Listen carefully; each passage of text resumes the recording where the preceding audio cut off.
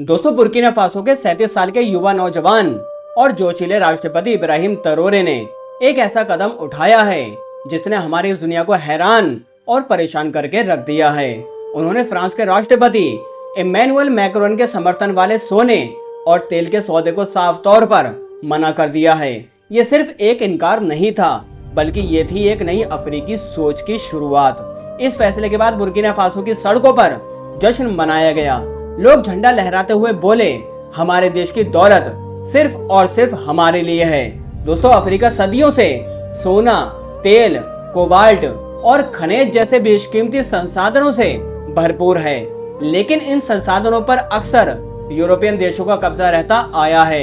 European कंपनियां आती हैं, खनन करती हैं और बुर्किना फासो की दौलत को अपने अपने देशों में लेकर चली जाती हैं, और इसके बदले में अफ्रीका को मिलती है गरीबी, बेरोजगारी और कर्ज। इसी पुराने खेल को रोकने के लिए इब्राहिम ट्रेओरे ने एक नई मिसाल पेश की है। दोस्तों, खुफिया रिपोर्ट के मुताबिक फ्रांस ने बुर्किना फासो को एक बड़ा प्रस्ताव भेजा था। इस प्रस्ताव में था फ्रांस की कंपनियों को देश का सोना और तेल क्षेत्र में प्राथमिक अधिकार मिलेगा, और उसके बदले में फ्रांस इंफ्रास्ट्रक्चर, सड़कें, उपकरण, सुरक्षा सहयोग और टेक्नोलॉजी देगा। सुनने में ये डील लुभावनी थी, लेकिन इसमें वही पुराने चाली छुपी हुई नजर आ रही थी, जिन संसाधनों के बदले में अफ्रीका की आजादी की कुर्बानी। दोस्तों, इब्राहिम ट्रेओरे वागाडुगू में एक सार्वजनिक बयान दे रहे थे, और उस बयान में कहा गया था कि हमारे देश की दौलत सिर्फ हमारे लोगों के लिए है। इन विदेशी शक्तियों को बेचना हमारे भविष्य के साथ एक धोखा है। उसके इस बयान के बाद सड़कों पर हजारों लोग जमा हो गए। Walk with hashtag social media पर वायरल हो गया। ये सिर्फ एक नेता की आवाज नहीं थी, बल्कि ये तो पूरे अफ्रीका की भावना बन गई थी। अफ्रीका में नाराजगी साफ दिखाई दे रही थी। एक रिपोर्ट के मुताबिक फ्रांस के राष्ट्रपति ने चेतावनी दी कि अगर बुर्किना फासो ने इस डील को स्वीकार नहीं किया तो उसे आर्थिक और कूटनीतिक परिणाम भुगतने पड़ सकते हैं। यूरोपियन मीडिया में अफवाह फैलाई गई थी कि बुर्किना फासो पर पाबंदियां लगाई जा सकती हैं, लेकिन इब्राहिम ट्रेओरे बिल्कुल नहीं डरे। उन्होंने अपने इस फैसले पर खड़े रहते हुए कहा था, हम अपनी जमीन, अपने लोगों और अपनी आने वाली नस्लों के लिए फैसले लेंगे। बुर्किना फासो एक ऐसा देश है जो सालों से संघर्ष कर रहा था, आतंकवाद, गरीबी, अस्थिरता से। ऐसे समय में जब विदेशी पैसा लुभावना लग सकता था, उस वक्त इब्राहिम ट्रेओरे ने आत्मनिर्भरता को चुना। उनका मानना है कि जब तक देश खुद अपने संसाधनों को नहीं संभालेगा, तब तक विकास केवल अपना रहेगा। इस फैसले के बाद इब्राहिम ट्रेओरे ने कई विदेशी कंपनियों से चल रहे सोने के खदानों को राष्ट्रीयकरण कर दिया गया, यानी अब ये खदानें सरकारी देखभाल में आ गईं। इसके अलावा एक सरकारी गोल्ड रिफाइनरी बनाने का ऐलान किया गया, जहां सोने को अब देश में ही साफ और तैयार किया जाएगा। इससे रोजगार भी बढ़ेगा और फायदा भी देश को होगा। हालांकि बुर्किना फासो में तेल का काम अभी शुरुआती चरण में है, लेकिन इब्राहिम ट्रेओरे की सरकार ने साफ कर दिया है कि विदेशी कंपनियों को तब तक अनुमति नहीं दी जाएगी जब तक वो देश में निवेश, रोजगार और विकास की गारंटी ना दें। प्राथमिकता अफ्रीकी पार्टनरशिप और सरकारी उपक्रमों को दी जाएगी। नई नीतियों में ये भी जोड़ा गया है, कोई भी विदेशी कंपनी अगर हमारे देश में काम करना चाहती है तो समुदाय के लिए स्कूल, अस्पताल, सड़क जैसे विकास कार्यों में निवेश करना होगा। ये नियम पहले कभी लागू नहीं थे। इस कदम ने सिर्फ बुर्किना फासो ही नहीं, बल्कि पूरे अफ्रीका को झंझोड़कर रख दिया था। दोस्तों, माली, नाइजर और गिनी जैसे देशों ने इब्राहिम ट्रेओरे के इस फैसले को खुलकर सराहना की। सोशल मीडिया पर अफ्रीका फॉर अफ्रीका जैसे हैशटैग ट्रेंड करने लगे। लोग कहने लगे कि अब वक्त आ गया कि अफ्रीका अपनी दौलत पर खुद हक जताए। यूरोपियन कंपनियों के शेयरों में गिरावट देखने को मिलने लगी।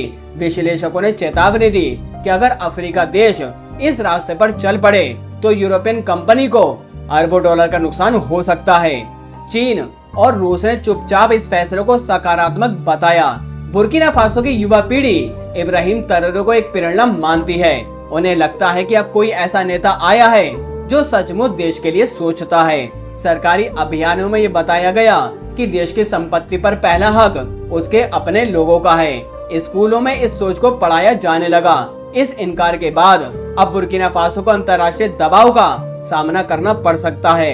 आर्थिक मदद रुक सकती है, व्यापारिक रिश्ते बिगड़ सकते हैं। लेकिन इब्राहिम ट्रोरे का विश्वास है कि अगर देश एकजुट रहे तो आत्मनिर्भरता का सपना जरूर साकार होगा। इब्राहिम ट्रोरे के इस कदम ने यह साबित कर दिया कि अफ्रीका पुराने दौर में नहीं जी रहा। अब समय आ गया कि अफ्रीका अपने संसाधनों का पूरा फायदा उठाए, ना कि विदेशी कंपनियों को सौंप दे। ये सिर्फ एक सौदे का इनकार नहीं था, बल्कि पूरे महाद्वीप की आर्थिक आजादी की पहली सीढ़ी थी। इब्राहिम ट्रोरे के इस साहसी कदम ने अफ्रीका में केवल राजनीतिक बदलाव नहीं लाया, बल्कि सामाजिक चेतना को भी गहराई से प्रभावित किया। अब अफ्रीका में ये विचार तेजी के साथ फैल रहा है कि संसाधन केवल आर्थिक साधन नहीं, बल्कि राष्ट्रीय सम्मान और अस्तित्व का सवाल है। बुर्किना फासो के गांव-गांव में और शहरों के बीच चौराहों पर, विश्वविद्यालय के कक्षाओं में इब्राहिम ट्रोरे की नीतियों पर चर्चाएं हो रही हैं। युवाओं को यह समझ में आ रहा है कि देश का खजाना केवल नेताओं या विदेश के लिए नहीं है, बल्कि उनके भविष्य का आधार है। अब अफ्रीकी कॉन्टिनेंट में जन संपर्क की सुरक्षा केवल एक राजनीतिक नारा नहीं, बल्कि एक जन आंदोलन बनता जा रहा है। नागरिक अपने नेताओं से पारदर्शिता और राष्ट्रीय हित में जवाबदेही और निर्णय लेने के लिए मांग कर रहे हैं। सोशल मीडिया जो अब युवाओं तक पहुंच गया है, इस आंदोलन को और तेज कर रहा है। इब्राहिम ट्रोरे के इस इनकार ने आत्मनिर्भर अफ्रीका की परिकल्पना को जमीन पर उतारना शुरू कर दिया है।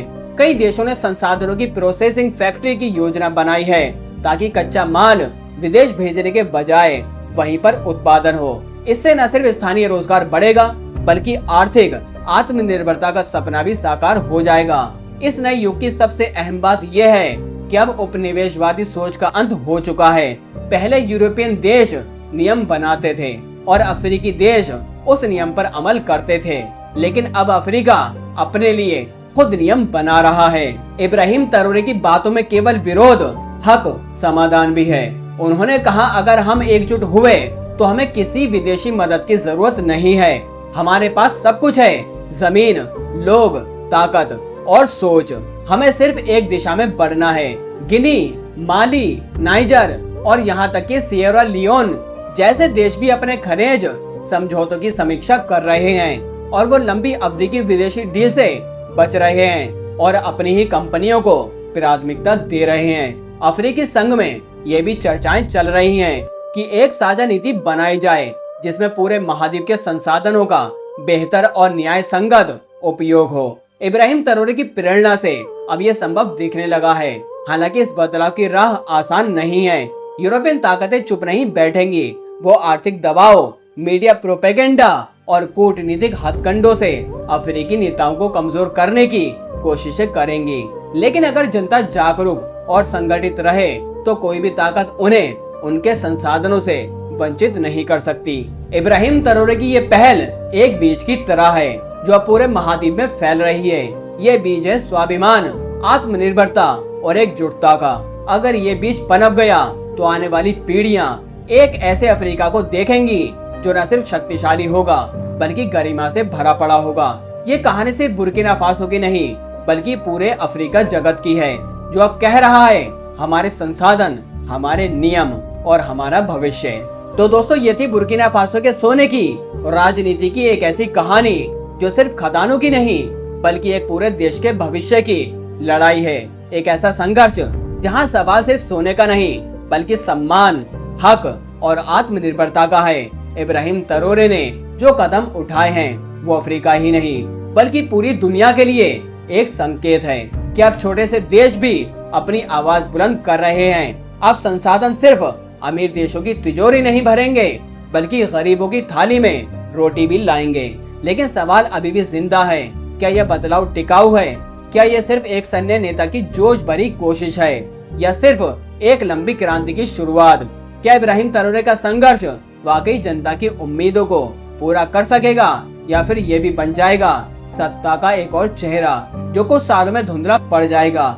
हमें जवाब शायद अभी ना मिले, लेकिन एक बात सही है कि बुर्किना फासो अब चुप नहीं है, वो जाग चुका है। और जब एक देश जागता है तो क्रांति सिर्फ खदानों में नहीं, बल्कि दिलों में होती है। क्या इब्राहिम ट्रोरे वाकई इतिहास रचने वाले हैं? क्या यह बदलाव अफ्रीका के दूसरे देशों के लिए एक नई राह बन सकता है? इब्राहिम तरोरे ने फ्रांस का जो ऑफर ठुकराया है उसके बारे में आप लोगों का क्या कहना है, कमेंट करके हमें जरूर बताएं।